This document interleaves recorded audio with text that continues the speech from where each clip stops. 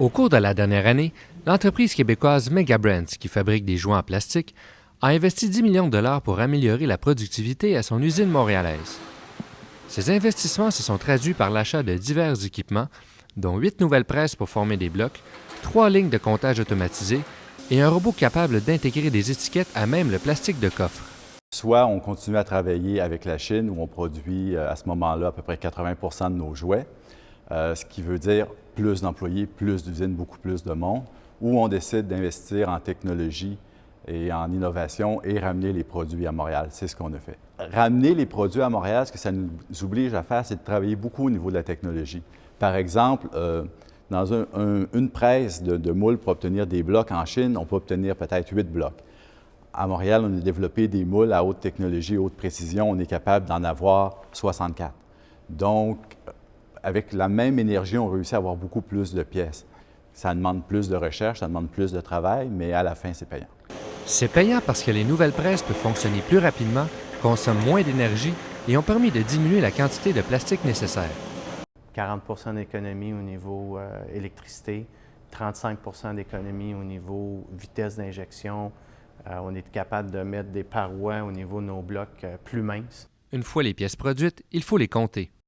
Un des gros défis qu'on avait, une fois qu'on a amené de la capacité de moulage à Montréal, on moule des pièces, mais on se doit aussi de les compter puis de les ensacher. Il a fallu développer la technologie, une technologie spécifique. Normalement, pour compter des pièces comme ça, que ce soit des vis, que ce soit des pilules, dans d'autres industries, ça fonctionne par le poids. Nos pièces sont extrêmement légères. Donc, ça ne fonctionnait pas au niveau du poids. On a travaillé avec différents partenaires au niveau de la recherche et on est arrivé à une technologie tridimensionnelle, donc volumétrique. Quand la pièce chute au niveau d'un espace qui est calculé au niveau lumière, il y a un nombre qui est effectué et ça nous dit qu'il y a une pièce ou 2 pièces ou 3 pièces.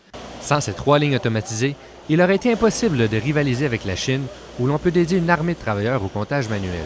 Une ligne nous permet de faire 1000 sacs en 1 heure. On a à peu près une personne qui travaille sur la ligne.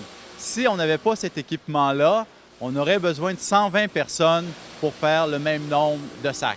L'entreprise n'en a pas pour autant réduit ses effectifs montréalais. Au contraire, ils sont passés d'environ 600 il y a 4 ans à 1100 aujourd'hui. Et certaines nouvelles machines, en plus d'améliorer la productivité, créent des produits plus écologiques. C'est le cas de ce robot qui place des étiquettes 6 fois plus rapidement que son prédécesseur, en plus de les intégrer directement au plastique. On a un produit ici que l'étiquette, c'est une étiquette de plastique qui est fondue à l'intérieur même du plastique injection, qui nous fait un produit, un bucket, un seau 100% recyclable. On est parti d'une technologie manuelle et étiquette de papier qui prenait une opération d'à peu près un cycle de 3 minutes à maintenant un cycle de 30 secondes. L'entreprise s'est aussi équipée d'un appareil qui lui a permis d'accélérer le formage et le remplissage des boîtes de carton et d'ainsi acheter celles-ci d'un fournisseur québécois, Cascade, plutôt qu'en Chine. Toutes ces améliorations à la productivité ont permis de défier certaines lois du marché. On regarde un produit comme ici, notre sac est un de nos produits très populaires, Megablock. Ce produit-ci, ça fait 20 ans plus de 20 ans qu'on le produit et ça fait 20 ans qu'il est sur le même prix sur le marché. Megabrands fabrique toujours une portion de ses produits en Chine, mais de moins en moins. Dans les dernières années, il y a 4 ans, on fabriquait pratiquement 80 de nos produits en Chine et 20 à Montréal au niveau du jouet. Maintenant, on est à peu près 55 à Montréal, avec une augmentation de produits de 10-15 année sur année par-dessus ça.